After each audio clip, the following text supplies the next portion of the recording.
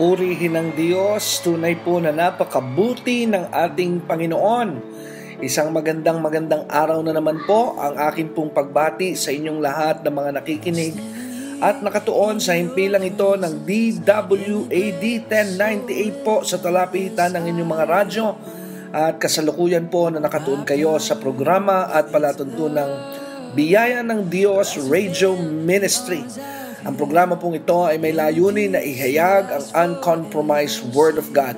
At dalangin ko po na ang kapahayagan ng Diyos ay makakilos at makagawa sa inyo pong mga tagapakinig at sumusubaybay sa programa at palatuntunan ito. My name is Brother Dexter Durante. Sa loob po ng isang oras ay makakasama ninyo ako na maghahayag at mag-aaral po tayo ng salita ng Diyos. Kumusta po kayo ng mga nakikinig? Saan man po kayo naaabot ngayon ng programa at palatuntunan ito? You may be driving right now. You may be at your house eating breakfast, dinner, or whatever it is. Kasi po, ito rin po ay ating inire-replay over sa internet at sa YouTube. Ano po, kaya iba-iba po ang oras na pwedeng napapakinggan nyo po ang programang ito. Kumusta po kayo at dalangin ko po na saan man kayo naroon, ang biyaya at grasya ng Diyos ay patuloy na inyong nararanasan. At ngayong araw po ito, hindi ko na po pagkakatagal-tagalan pa, dadaling ko na po kayo sa ating pong programa sa pag-aaral ng salita ng Diyos. At ang inyong pong mapapakinggan sa ikalawang linggong ito ng buwan ng April, ito po muli ay hango sa ating pong Sunday service last week. At ito po ay may pamagat na The Lesson About Predestination, o ang aral tungkol sa tinatawag na predestination. Kaya po ito pong aral na ito medyo doctrinal, medyo basta kayo na po ang bahala. Dalangin ko po sa Diyos na mabuksan kayo dahil ito pong bagay na ito ay napakahalaga. This is a mystery at dalangin ko po that the Holy Spirit will open up your eyes, your understanding regarding this subject. God bless you po as you listen. Babalik po ulit ako sa dulo po ng programa at palatuntunan ito. Gusto niyang ipaabot na hindi ako nagpapatay kay Jesus kundi kayo. Amen? Kaya nasintensya po si Jesus at si Jesus po ngayon ay dinakip. Now, eto na yung story. Sabi ng mga theologians nung ipinalabas po sa mga sinihan at isinapelikula na ang isang pelikula na may pamagat na The Passion of the Christ. How many of you have watched the film? Ilan po sa inyo nakapanood? Good. Majority na narin dito sa church ngayon ay may idea doon sa aking tatalakayin. Marami pong pelikula na na-produce, na isagawa, na may koneksyon at may relasyon sa kamatayan ni Jesus. Pero according to many theologians na nakapanood, ang sabi nila that the Passion of the Christ movie na produce ng isang sikat na artista na ang pangalan ay Mel Gibson. Siya po nasa likod ng pelikulang yon. Siya ang nag-produce ng pelikulang yon. Napagtanto po ng maraming theologians na yung pelikula na yon na ginawa ni Mel Gibson na nasa titulo na Passion of the Christ, ang sabi ang pinakamalapit na sa katotohanan na dinanas at naranasan ng Panginoong Yesus. Well, ang isang bagay po na nakatawag ng aking pansin ay yung salitang pinakamalapit. Ibig sabihin ng pinakamalapit, hindi pa ganun talaga. Pero malapit na. Pero pag pinanood mo po yung pelikula na Passion of the Christ, hindi kayang panoorin yun ng mga bata eh. Dahil yung dinanas ni Jesus doon sa panahon na siya ay hinatulan na ng kamatayan at nagsimula na ang kanyang mga parusa, kung mahina-hina ka po sa pagtingin sa mga brutal at madudugong bahagi ng buhay, hindi mo kakayanin tingnan dahil natutuklap ang kanyang balat, tumitirik ang kanyang mata nung isinasalpak ang koronang tinik sa kanyang ulo. At yung mga latigo na ginamit sa kanya ay hindi pangkaraniwang latigo, ano po, dahil may mga kasamang hook na pag tumama sa kanyang balat, talagang paghila pabalik, ano po, patawarin niyo po ako kung kayo kumakain, ay mapapakinggan ito sa ibang paraan. Ano po, ay sumasama ang mga laman at balat, paghila po pabalik ng latigo, and it was all blooded, ano po, sobrang dugo po ang kumalat doon sa lugar na pinagdarausan ng parusa kay Jesus. At kung napanood niyo po yung pelikula, ang paniwala ko po ay overkill yung ginawa kay Jesus. Masyadong brutal ang ginawa kay Jesus. para sa isang lalaki na wala namang kasalanan. Hello? Samantalang may dalawang kriminal din na kasama si Jesus sa Golgotha nung araw na siya ipinako sa krus. Hindi naman dumanas ng ganon. Hindi naman nilagyan ng koronang tinik. Hindi naman pinaglalatigo. Hindi naman hinubaran at sinampal bago makarating doon. Hello? Pero yung dalawang taong kriminal na yon ay karapat-dapat silang dapat dumanas ng bagay na yon, pero hindi nila yon dinanas. Sino lamang po dumanas ng lahat ng parusa? Si Jesus. Kaya nga, tanong ko kaninang umaga, sino sa palagay ninyo ang nasa likod ng bagay na yon kung bakit dinanas ni Jesus ang bagay na yon?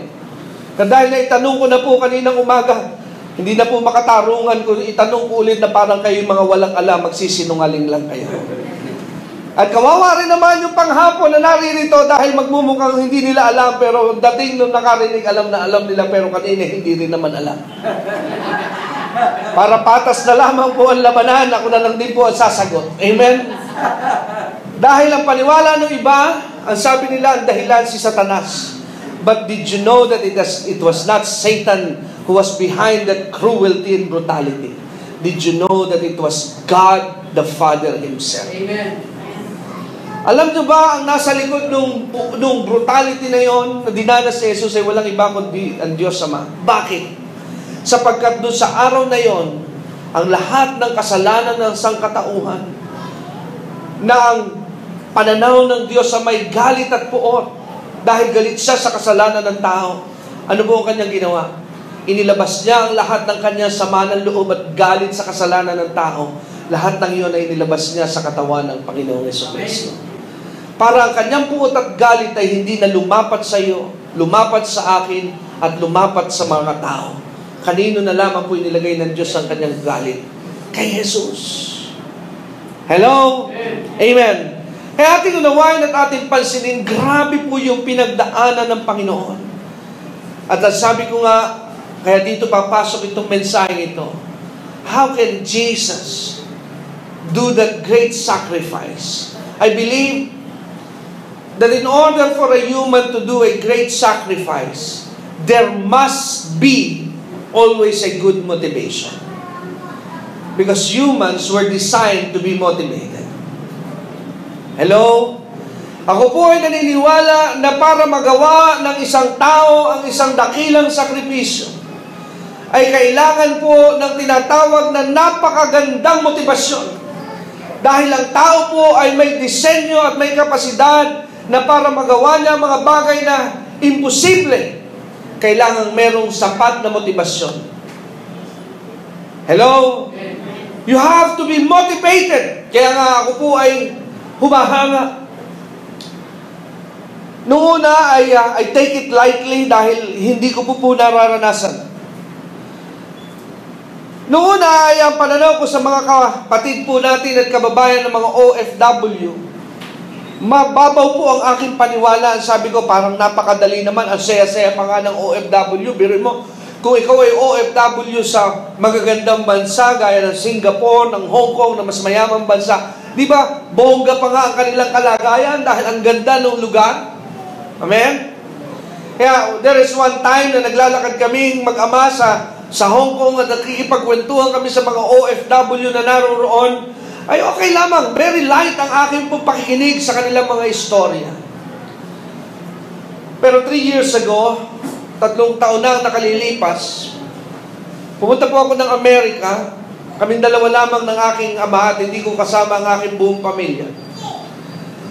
Nung unang 1 linggo, napakasaya ko.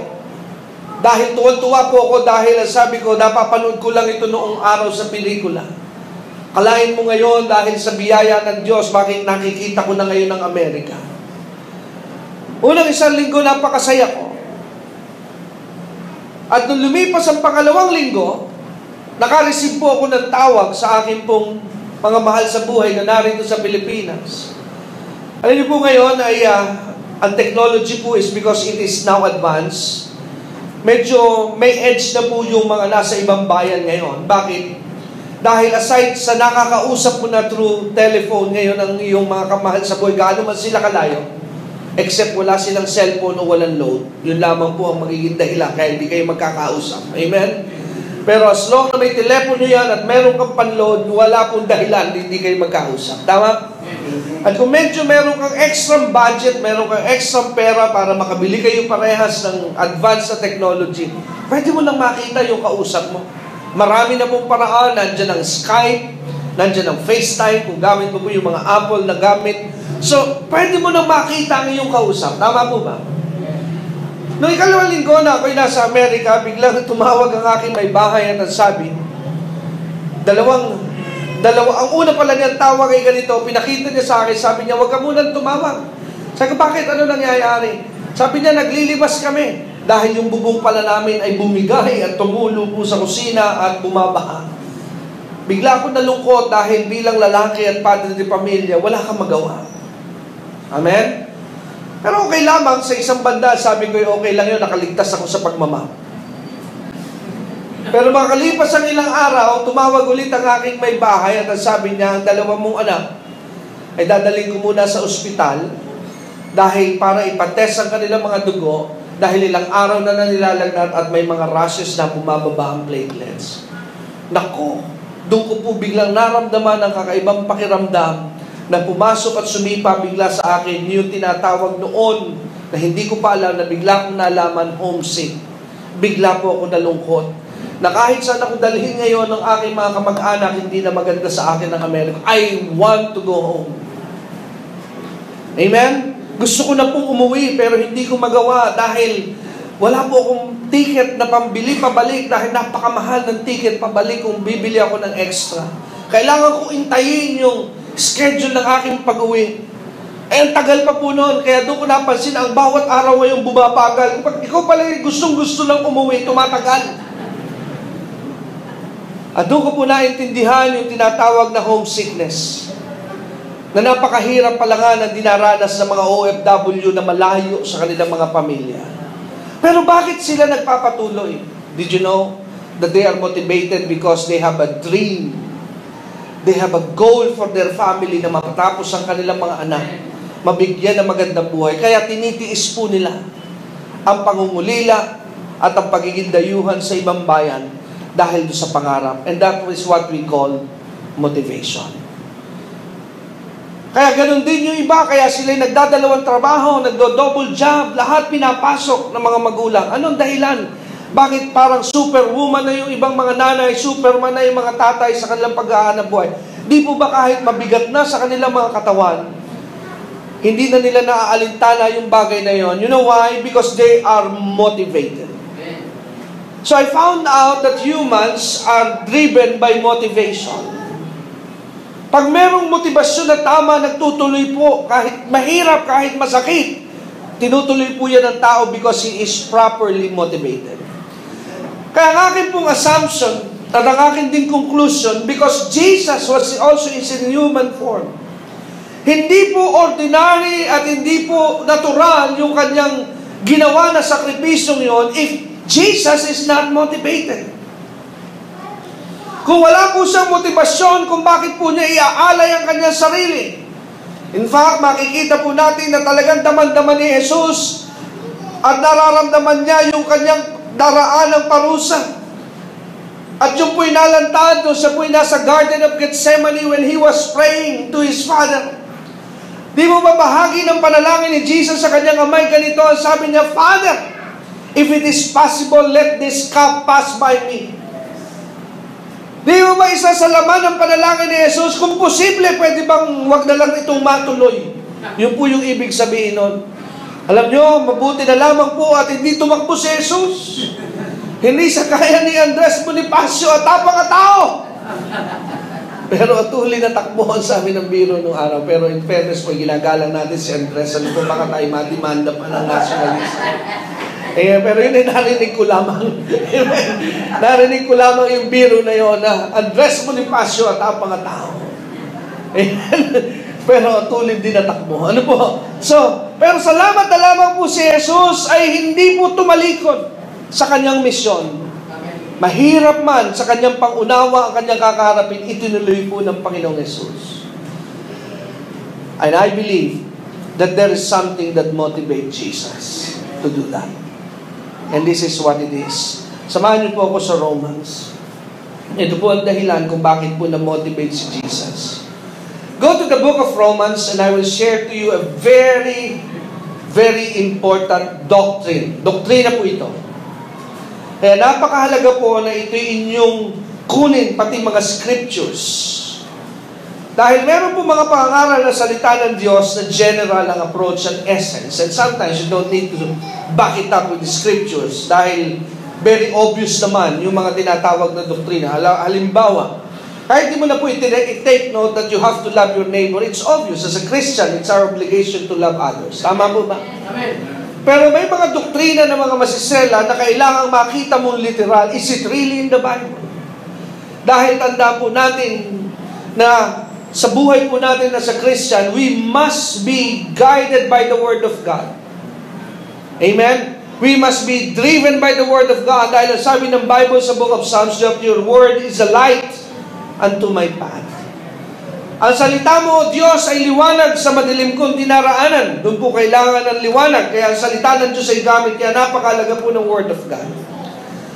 Kaya isang bagay po, lalo na pag sinabing doktrina, foundation of faith, foundation of what you believe, that is the doctrine. Napakahalaga po na yung po ay nakasulat talaga sa Biblia. Dahil ito lamang po ipapaalala ko sa inyo, anumang bagay na itinuturo kung wala sa salita ng Diyos, forget about it. Anumang bagay na hindi nyo nabasa sa salita ng Diyos, kalimutan na po natin. Huwag na natin pag-usapan. Pero pag ito'y nakita natin sa salita ng Diyos, at dapat pong ating response, let us believe it. Amen. And let us live it. Hindi live na iwan, ipamuhay po natin. Amen. Amen? And sabi sa Romans chapter 8, let's go now to the letter of Paul to the Roman church. Samahan niyo po ako sa sulat ni Pablo sa simbahan ng Roma. At meron po ako sa inyong ipakikita rito dahil napakahalaga po nitong bagay na ito because this is in connection to the motivation of Jesus when He was on the cross. Now, verse 28, ang sabi ng verse 28, Romans 8, I believe pag nakita niyo po yung talatang 28, it will ring a bell in your mind dahil pamilyar ang talatang ito sa marami sa inyo.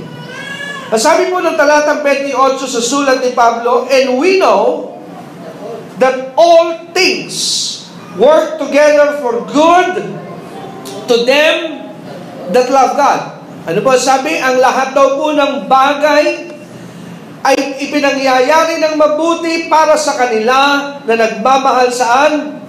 Sa Diyos. To them who are called according to His purpose.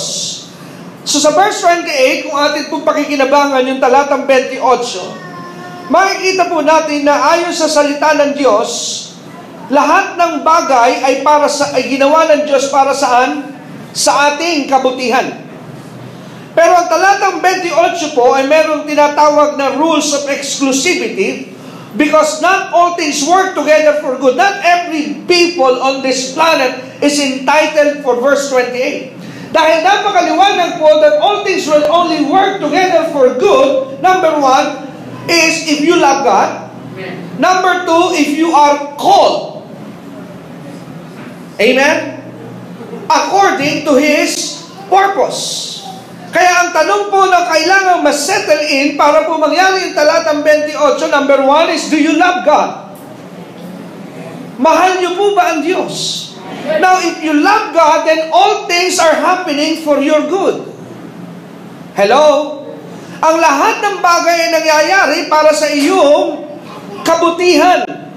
Number two, kailangan pong matanong, are you called according to His purpose? Basically, your mind will tell you, ako nga ba'y tinawag? Pero I'm here to tell you that if you are a child of God, everybody has a calling.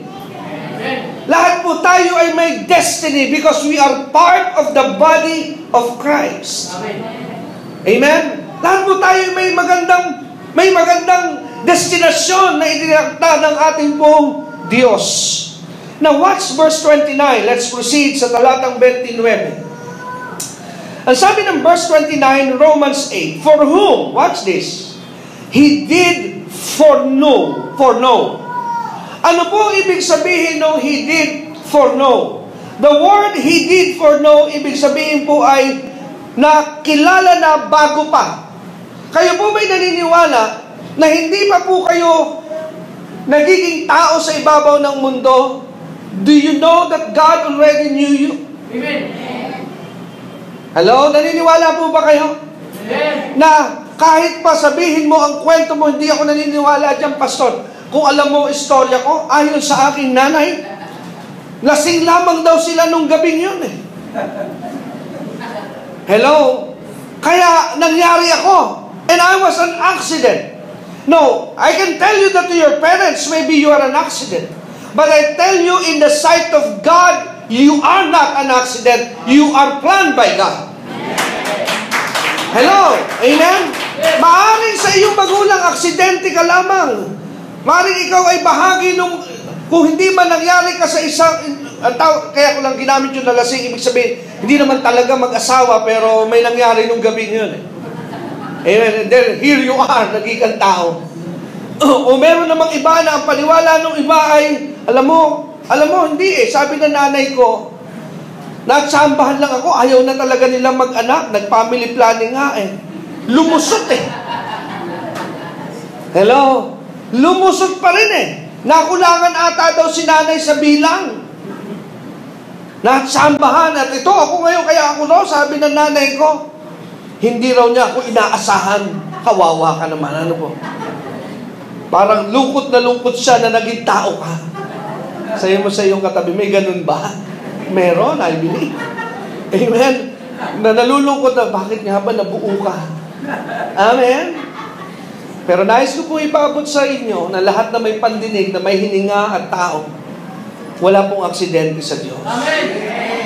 Nagiging buhay ngayon dahil may plano ang Diyos. Amen. Now, can back it up with scriptures. Now, go to Jeremiah chapter 1. Samahan niyo po ako sandali sa Jeremiah chapter 1. Now, pansinin niyo po sandali yung tala ng Diyos sa pagkakasabi po ng Diyos kay Jeremiah. Sa Jeremiah chapter 1, verse 4. Pero bago niyo po basahin yan, do you believe that the God who introduced Himself to Jeremiah is the same God that we have today? Amen. Naniniwala ba kayo na yung Diyos ni Jeremiah, yan din yung Diyos natin ngayon? Amen. Sabi ng scripture sa book of Hebrews, He is the same yesterday, today, and forever. At sabi rin ng isang bahagi ng scripture, I, the Lord, thy God, change not. Hindi raw po siya nagbabago. Kaya ako po'y kumbinsido na siya pa rin yung Diyos noon, Diyos ngayon, at Diyos sa mga darating na panahon. Amen. Kaya sabi sa Jeremiah chapter 1, verse 4, ang sabi ng Diyos kay Jeremiah, the word of the Lord came unto me, saying, kanino raw po salita itong dumating kay Jeremiah? Mula daw ito sa Diyos. Now, watch verse 5. Ang sabi sa talatang 5, before I formed thee in the belly. Alam niyo po, nung araw na binasa ko ito, one time napahinto ako dito sa verse 5 na ito. Dahil ang sabi sa verse 5, before I formed thee. Kaya po ako napahinto because all the while, I thought that the one that formed me is my mother and my father. Dahil ang akin pong paniwala, ang dahilan kung ba't ako'y nabuo, ay dahil sa aking tatay at dahil sa aking nanay. Tama po ba yun? Pero ang sabi po ng Diyos kay Jeremiah, hindi po niya sinabi, before your mother and your father formed you. Right? Ano ang sabi ng Diyos kay Jeremiah sa verse 5? Before, He said, I, representing Him, representing God. Sino raw po ang nagbumuo kay Jeremiah? Ang Diyos. So therefore, nung makita ko po yung revelation dito, I conclude, because humans needed a spirit to be alive, and spirits came from God, so kaya walang human being na mabubuhay without God's Spirit. Kaya yan po ang dahilan kung ba't hindi po maging successful ang cloning sa tao eh. Man can clone dogs, man can clone animals, man can clone plants, but we cannot clone man. Why? Because man is unique. We have a spirit. Amen. What keeps us alive is not just the body. It's not just the mind. But what keeps us alive is our spirit. Amen. Hello? Amen? Magagawa po ng tao ang katawan. Magagawa po ng tao ang isipan. Kaya nga may mga robot tayo. Kaya nga, kita po natin, the mind is not impossible to create. Have you noticed na matalino na mga computer ngayon? Ngayon nga po, kung wala kang kausap, hindi na problema ngayon. Kaya ako po'y natatakot sa mga darating na panahon, baka marami ng baliw. Alam nyo kasi yung mga telepono ngayon, meron kong tawagin Siri. Pwede mo nakakakwentuhan. Siri, how are you? Sumasagot din, I'm fine. Hello? Kaya sabi ko, baka dumating ang panahon na mga tao ay nasa isang sulok na lang at hindi na kailangan ng kapwa, yun na lang kausap. Hello? Amen? Minsan nga, pagka wala akong magawa, tinatanong ko, do you know where I live? Yes, if you will give me your address. Ayos ko. Hello? Amen? So, nakikipag-usap yung telepono ko sa akin. Amen? So, sabi ko, galing ano po. Pero, ang problema, wala siyang buhay. Because what keeps us alive is the Spirit. Tandaan po natin yan. Kaya sabi po rito ng Diyos sa verse 5 kay Jeremiah, before I formed thee. Bago pa raw mabuo si Jeremias at buuin, sino bumuo sa kanya? Diyos. Ang Diyos. Sa sinapupunan ng iyong ina, ano sabi ng Diyos kay Jeremiah? Kilala na kita. So bago ka pa makilala ng iyong nanay, kilala ka na ng Diyos. Hallelujah. Bago ka pa lumabas sa sinapupunan, ang sabi ng Diyos kay Jeremiah, ang sabi ron ay ikaw ay sanctified, meaning to say, I have already separated you. You have a special purpose for me. Glory to God. Na-separate na kita, meron kang gamit para sa akin. So, ibig sabihin, yung pagkakagamit ng Diyos kay Jeremiah, hindi yun aksidente. Yun ay plano ng Diyos. Amen? Nakuha po natin. Kaya ibalik na natin ngayon sa Romans chapter 8. Connect po natin yun sa verse 29. Ano po ang sabi rito? For whom He did foreknow, He also did predestinate. Ano po yung word na did foreknow and did predestinate? Kunin po muna natin yung salitang predestinate. Ano po sa diksyonaryo yung salitang predestinate? Let me give you the definition. Ang sabi po ng Webster Dictionary, yung word na predestinate ay ganito. Destined. Ibig sabihin, galing doon sa root word na destinate. O ano ibig sabihin ng destined? Destiny, ibig sabihin nakatakda na. Right? Fated, yung pa yung isang meaning ng Webster, ibig sabihin fated, it is your fate. Yung minsan ay sa salita natin, I believe sa salitang Tagalog ay yan yung iyong kapalaran. Sabi naman ng mga manghuhula, nakaguhit na yan sa iyong mga palad. Amen? So ibig sabihin, yung pa isang malalim na salita, yan ang iyong tadhana. Amen? That's the word predestinate. Yun ang iyong tadhana. Yun ang iyong destiny. At ang sabi, or, ito pa isang meaning sa dictionary ng destiny, determined beforehand. Ano raw po yung isang meaning? Determined beforehand. So watch this.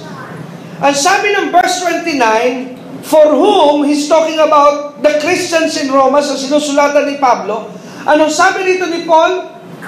Sabi niya sa mga mananampalataya, you were already foreknown by God. What do you mean by foreknown? Ibig sabihin, before you know Him, He already knew you. Amen.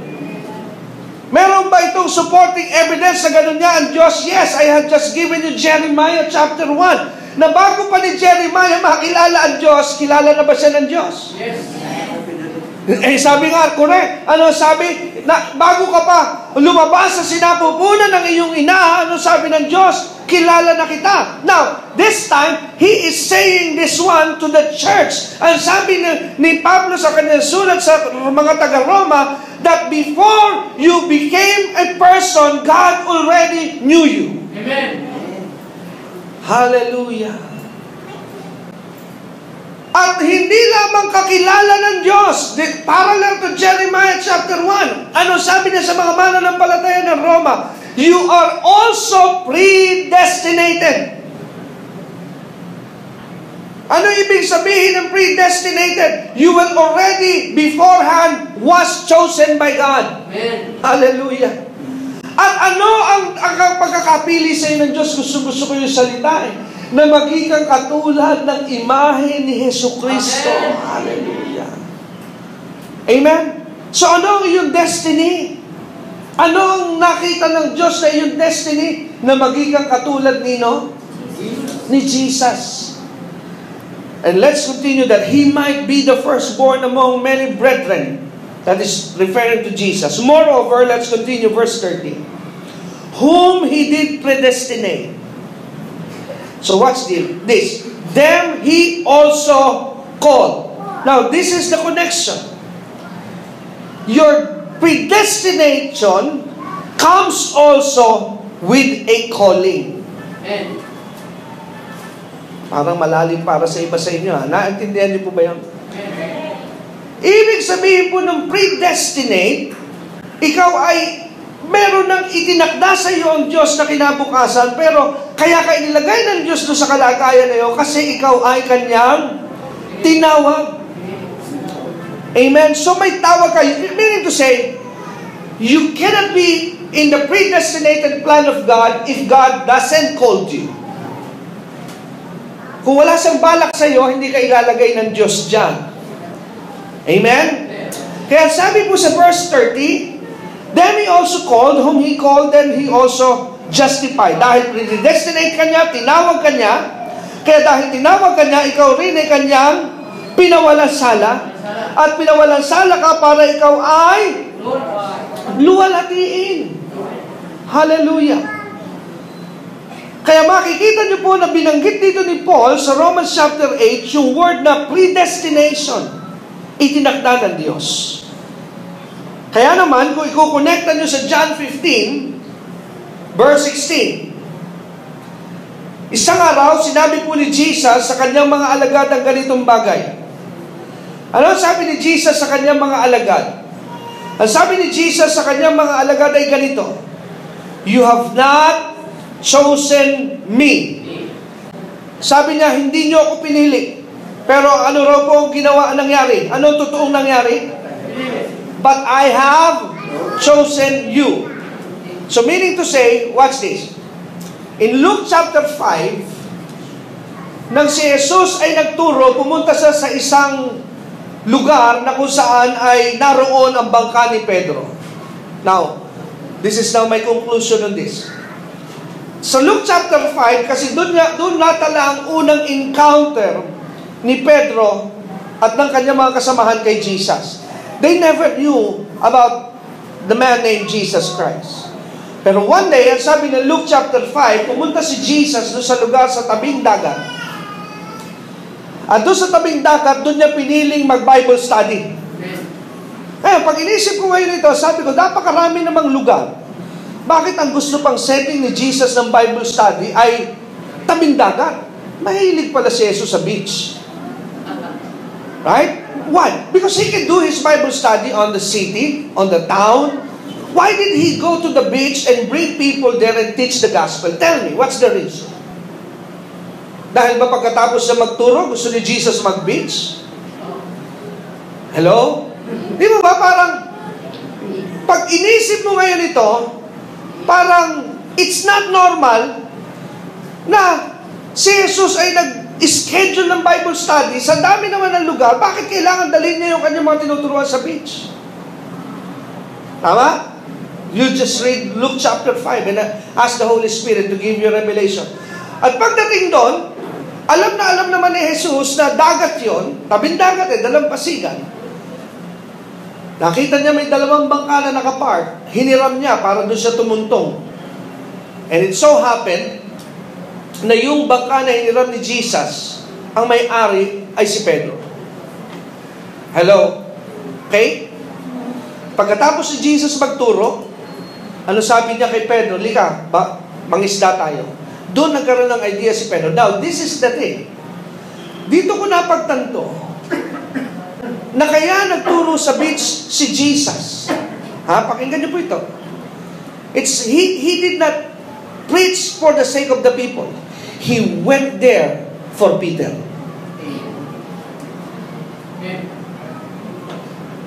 Hello.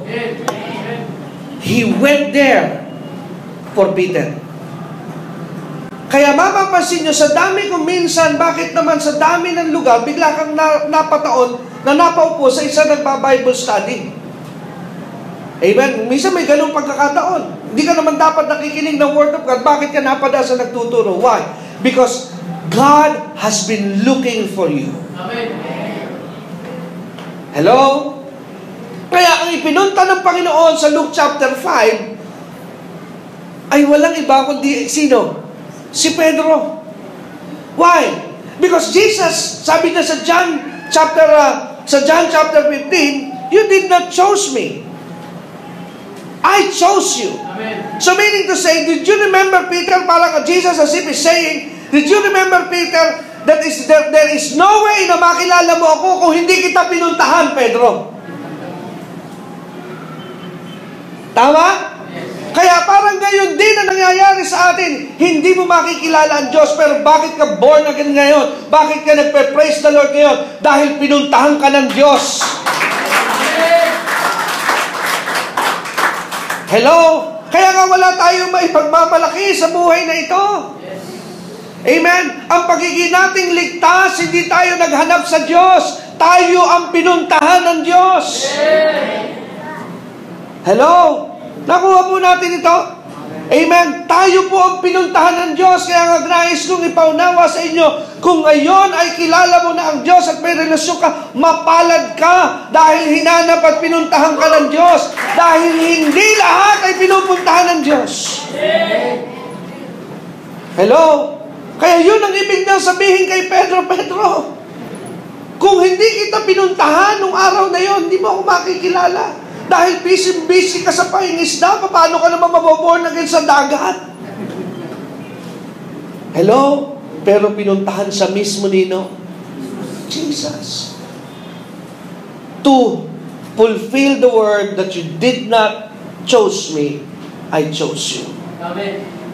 Ang tawag po doon, in real world, in one word, it's predestination. Hello?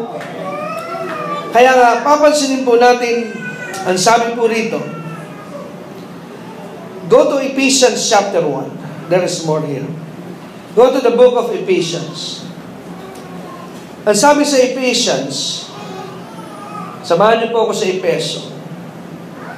Ang sabi sa Ephesians chapter 1, nandun na po kayo sa chapter 1. Ang sabi sa verse 3, sabi ni Paul, blessed be the God and Father of our Lord Jesus Christ, who hath blessed us with all spiritual blessings and heavenly places in Christ.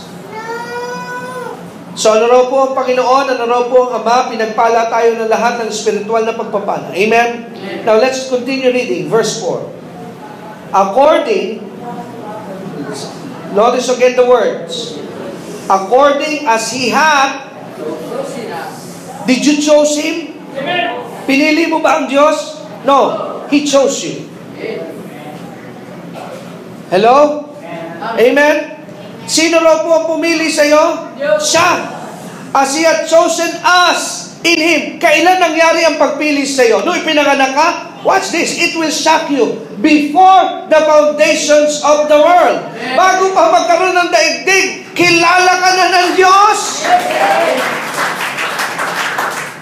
Hello?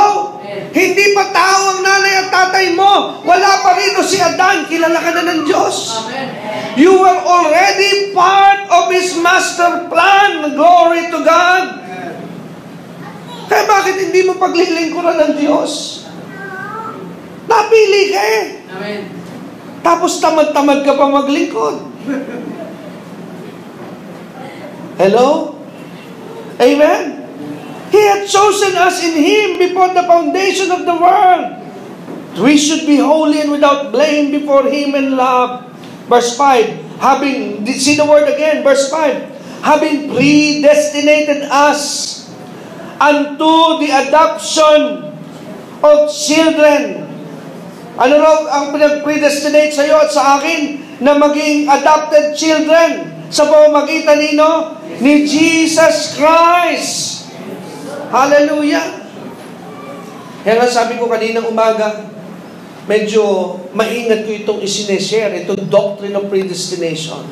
Because it will not be easily accepted. Dahil madidisenfranchise ang maraming tao pag narinig nila itong, ano ibig sabihin ng disenfranchise? Sabi kasi ng isang tinuruan ko one time, nag-react, sabi niya, Pastor, wag mo ituro yan. Bakit? Kawawa ang mga tao, mawawala ng pag-asa. Sabi ko, di ko naman salita ng Diyos eh. Hello? Pero totoo po, dahil the word disenfranchise, ibig sabihin, hindi naman pala lahat ay maliligtas. And it is true. Amen? Kaya hindi ko pwede itong itago. Pansinin niyo po ito. Ha? I tell you that not everybody will be saved. Now, go to Romans 11. Puntahan niyo po yung Romans 11. We're almost there. We're coming to a close. Sabi po sa Romans 11, sabi ni Paul dito sa Romans 11 verse 14. Watch this. If by any means I may provoke to emulation them which are my flesh. He's talking about, the context here is about the Jew. Kasi dito sa bahagi ito, binababalaan niya mga Gentile sa mga hintil, gaya natin, na huwag tayo magmamalaki sa mga Hudyo. Ngayon, na matigas ang kanilang puso sa Diyos, hindi natin dapat sila pagmalakihan. May dahilan ng lahat ng bagay. Kaya sabi ni Paul sa verse 14, for by any means I may provoke to emulation which are my flesh, meaning to say which are my brothers, true brothers in the blood, that might save some of them. For I would not, sabi sa verse 25, brethren, hindi ko yung gagawin, that you should be ignorant of this mystery. Ito raw yung misteryo. Sabi ni Pablo, ayoko na maging kayong mangmang sa misteryo ito, lest you should be wise in your own conceit. And sabi niya, what is that mystery? That the blindness in part is happened to Israel. So, alam niyo po ba that the Word of God has been fulfilled dahil ang mga Hudyo ngayon ayaw nilang tanggapin at kilalanin sino? Si Jesus. And if you talk about the Jew, the pure-blooded Jew, pag kinausap mo sila about Jesus, they will never believe you. They will never believe that there is such thing called Jesus. Amen? Amen. Sabi nga ni Pastor Greg, pumunta siya sa Israel, at ang kanyang tourist guide ay Hudyo. Tinuturo sa kanya, sabi nung Hudyo, this is where Jesus preached the Sermon on the Mount. Wow, galing ng Hudyo. Sabi, this is where He preached the parable of the sower. Hudyo po yung nagsasabi, tinuturo. Dito raw nangyari nung tinuturo ni Jesus yung parable of the sower, dito yung Sermon of the Mount. At hanggang sa isang araw doon sa kanilang tour, tinanong niya yung Hudyo, you really know Jesus Christ? Do you believe in Jesus? Ang sabi ng Hudyo, no. Nagtaka siya, ba't alam mo kung saan nagturo si Jesus? At tinanong niya, dahil sa kanyang curiosity, sabi niya, well, why did you say that Jesus preached here, Jesus taught here? Bakit mo nasasabi yun? I studied it. Pinag-aralan daw niya, pero ang tanong niya, hindi mo siya pinaniniwalaan, no? Eh bakit mo inaral? Eh kasi kayo mga Kristiyano, punta kayo ng punta rito, pinipilit nyo may Jesus. Eh kayo iba'y dalang pera, turista kayo, di pinagbigyan namin kayo.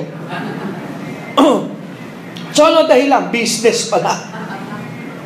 Amen? Kaya pag tinuturo ka ng mga Hudyo doon, para sa kanila, mga tanga ito eh. Akala nila, totoo yung Jesus. Yun ang kanilang isipan, ha? But to Christian pilgrims that go to Jerusalem, to Israel, we believe that 2,000 years ago, Jesus walked through that land. Amen. Pero sa mga Hudyo na naroon, na nakatira, doon na mismo nakatira, they don't believe that there is such thing as a man named Jesus, who is the Son of God, who has been here. Because up to now, Hanggang sa mga oras at sandaling ito, ang mga Israelita ay nag-iintay pa ng pagdating ng Mesiyas. Pero hindi nila alam, nakarating na. Hindi nila nakilala. Kaya nga sabi ni John, di ba sabi ni John, sa John chapter 1, ang sabi, dumating siya sa kanila pero hindi siya nakilala. Hello? Kaya nangyari po ang sinabi na salita ng Diyos. But there is a reason.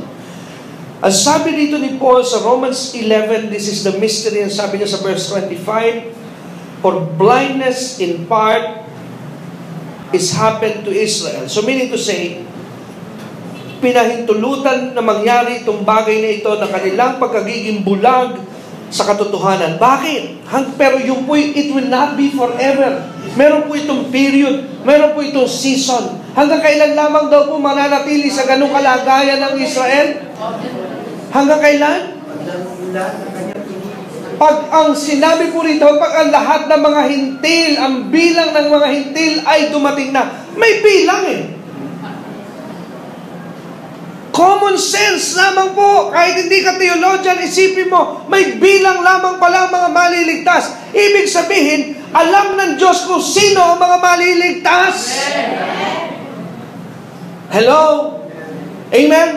Kaya, eto po ngayon ang konklusyon. Dahil before we start, I told you about motivation. Bakit nagawa ni Jesus sa krus ang kanyang ginawa na hindi kayang gawin ng isang normal na tao? Ang dahilan, he was fully motivated. How he was motivated is like this. Marahil ang sabi ng Diyos kay Jesus, Jesus, ang gagawin mong sakripisyo sa krus, binigay ngayon ng Panginoon, ng Ama, ang mga pangalan. At marahil naroon ang pangalang Dominic, ang pangalang Roland, ang pangalang Maria, o sino mang mga pangalan na naroon. At ang sabi ng Panginoong Jesus, ano po ito? Kaya mo gagawin yan ay para sa mga tao ito. Dahil after 2,000 years, darating sila. Sila ang mga pinili ko, tinakda na maging kong anak at maging ampun ko at mapasama sa pamilya.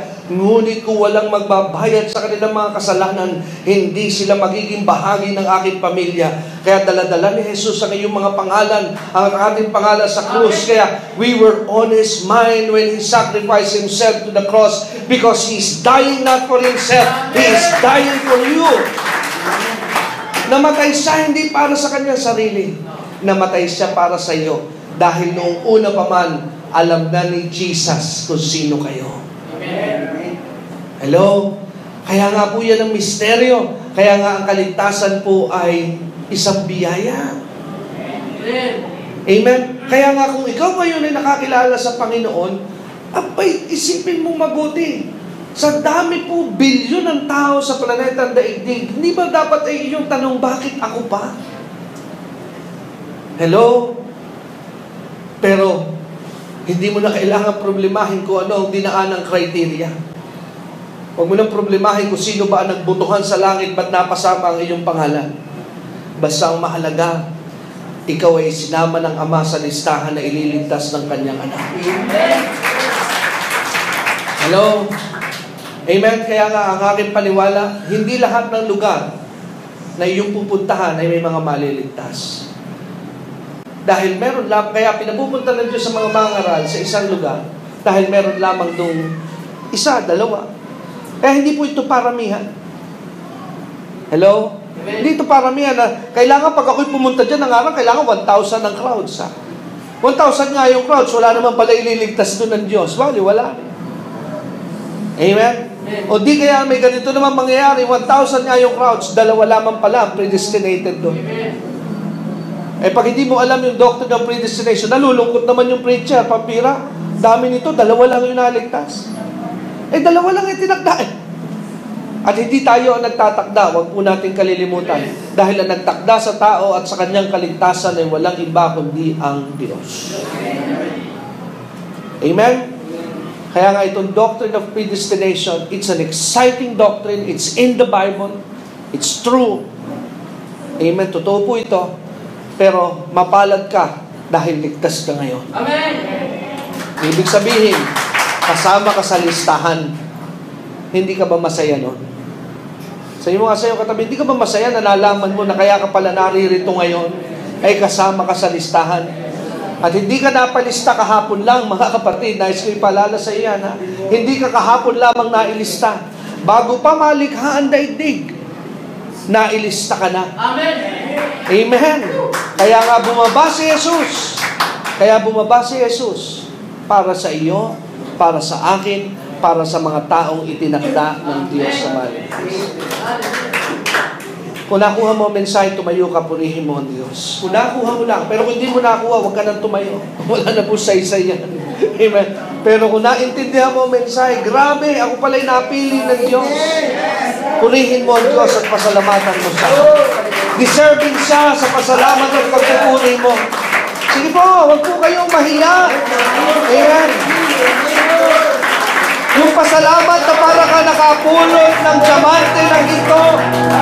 Dahil higit pa sa mamahaling ginto ang nangyari sa iyo.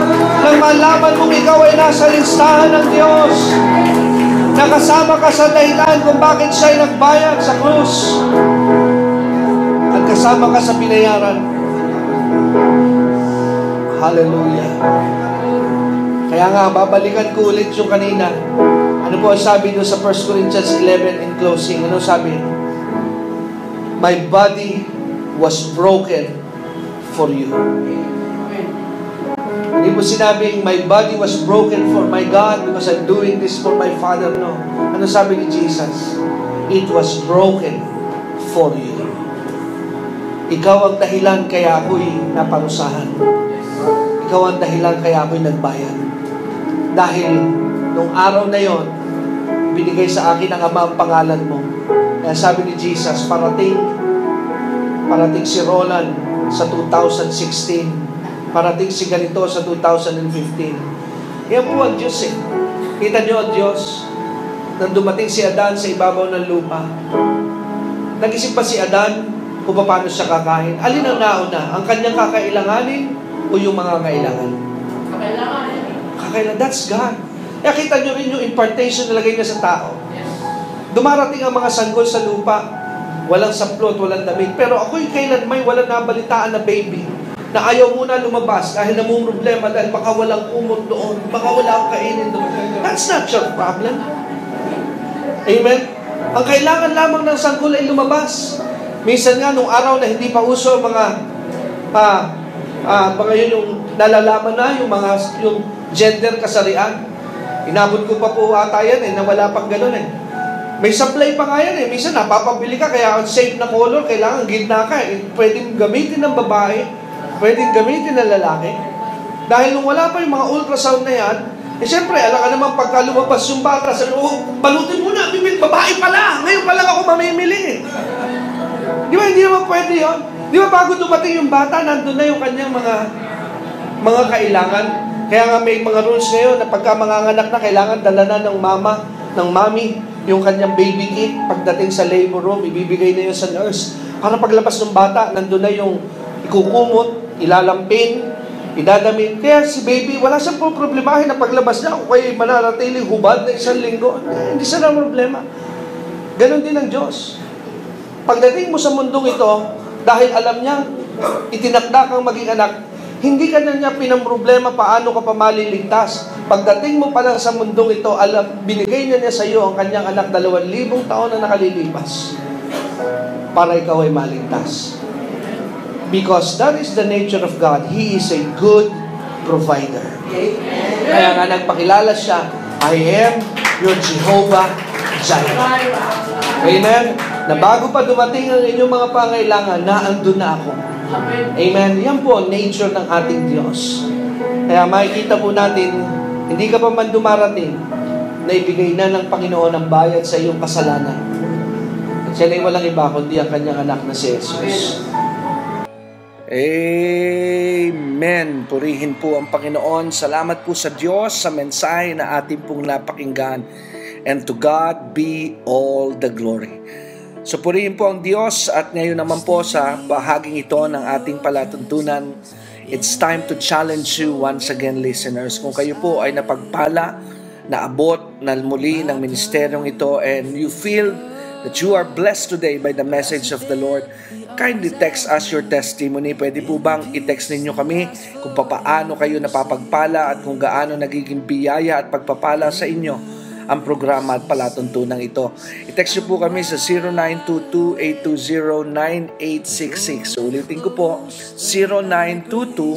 0922-820-9866. At dyan din po sa numerong yan na akin pong ibinigay sa inyo, ay pwede nyo po kaming i-text anytime, kahit po hindi po araw ng ating pong pagsasayang papawid sa radyo, pwede po kayo mag-text ng inyong prayer request and we are standing by to pray for you.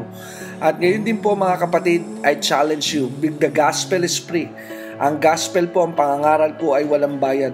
Ngunit kung ang mensahe po ng Diyos sa pamamagitan ng ministry ito ay nagiging malaking tulong sa inyo pong buhay, well, I believe you have a part na kailangan pong iyong tuparin. Kaya kung ikaw po'y hinahamon ng Diyos at nakita mo po na ang ministry ito ay karapat-dapat na suportahan, alam niyo po, sa totoo lamang po, himala po ng Diyos dahil may pailan-ilan na mga partners po tayo na sumusuporta at nagtutulong-tulong para ang mga buwan ng mga pangangailangan at gastusin ng ministeryong ito ay matugunan. Kaya ako po ay buong puso nagpapasalamat sa kanila.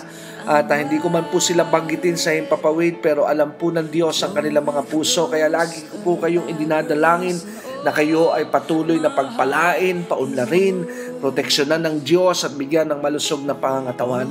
Kaya yung mga partners po natin ng ministry ito ay nasa isa pong master list at sa tuwing prayer time, dinadala po natin sila sa prayer. Kaya kung nais nyo pong maging bahagi din sa pagtuwang para po ibahagi ang ebanghelyo sa mas marami pang pagparaan at marami pang tao makarinig nito, narito po ang paraan sa inyo ng mga tagapakinig. Dahil kayo po ay medyo malayo po sa akin, pero maganda po ngayon dahil because of technology, hindi na po magiging mahirap ang ating pong pagiging connected to each other. Kaya kung kayo po ay naahamon, sina-challenge kayo ng Diyos to be a partner, to sow a seed, to give financial help and assistance to this ministry, you can deposit your donations sa ating pong BPI bank account. Ano po, ang ating pong bangko na ginagamit para sa inyong mga kaloob ay Bank of the Philippine Islands. So isulat nyo po, ilista nyo na po ang mga detalye. Bank of the Philippine Islands o BPI, ang branch po nito ay Carmona at ang ating pong account number ng ating pong bangko ay 0989-347-837. Ulitin ko po, BPI Carmona Branch. Ang account number is 0989-347-837. Under my name po yan, Brother Dexter Durante or Dexter Durante po ang account name. At just in case hindi nyo po nakuha dahil naging mabilis ang pagbanggit ng account number, you can always text us po sa 0922-820-9866. Mga kapatid, I am praying even right now na sa inyong pagsunod sa leading ng Panginoon to sow and to be a part of this ministry, ngayon pa lamang pagpalain na po kayo ng Panginoon. At gayon din mga kapatid ko at mga minamahal, kung kayo po'y wala pang church na dinadaluhan, I am inviting you to come and visit our church sa 3rd floor ng CRM building. Ito po ay nasa National Highway ng Bayanan, Muntinlupa Road. Malapit po ito, approaching po ito bago dumating ng bagong itinatayo na Avida Condominium at malapit po sa Metropolis Star Mall, Alabang. Meron po tayong gawain every Sunday, alas 10:30, 10:30 ng umaga. At ang ating pong second service ay nagaganap sa tanghali, alas 2 ng hapon. Dito rin po sa lugar na yan, sa CRM building. Kaya kung kayo po'y walang church, come and visit us. At kung kayo naman po ay gustong magtuloy-tuloy, nami-miss nyo ang pangaral ng salita ng Diyos dahil hindi po tayo pa sa ngayon napapakinggan araw-araw sa radyo, you can always visit our account sa YouTube. Type nyo lamang po Dexter Durante. Naroon po ang mga program ng inyong lingkod na inyong pong mapapakinabangan at inyong magagamit para po sa inyong spiritual growth and spiritual feeding. At meron din po tayong Facebook page. I-like nyo lamang po Biyaya ng Diyos Christian Fellowship Muntinlupa. Ulitin ko po, Biyaya ng Diyos Christian Fellowship Muntinlupa. I-like nyo po yon at doon po ay ma-update kayo sa mga nangyayari, nagaganap dito po sa ministeryong ito. Well, hanggang dito na lamang po ako at ako po ay pansamantalang magpapaalam muli sa inyo at sa darating po mga panahon, dalahin ko po na nariyan pa rin kayo na nag-aantabay at nag-iintay na makinig at mag-aral ng salita ng Diyos. So, again, my name is Brother Dexter Durante. God bless you po at patuloy na ang biyaya at pagpapala ng Diyos ay sumainyong lahat.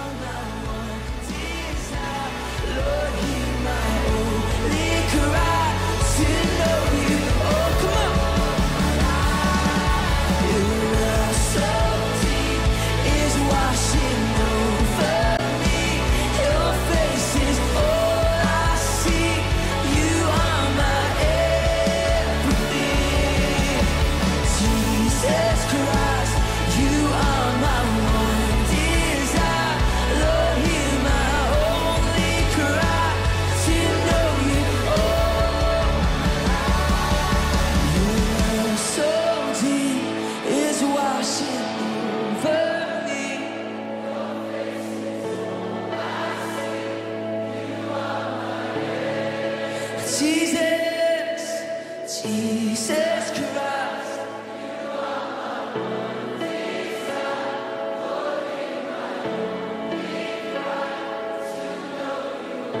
Come on, one more time. Your love so deep is washing over me. You are my everything. Jesus.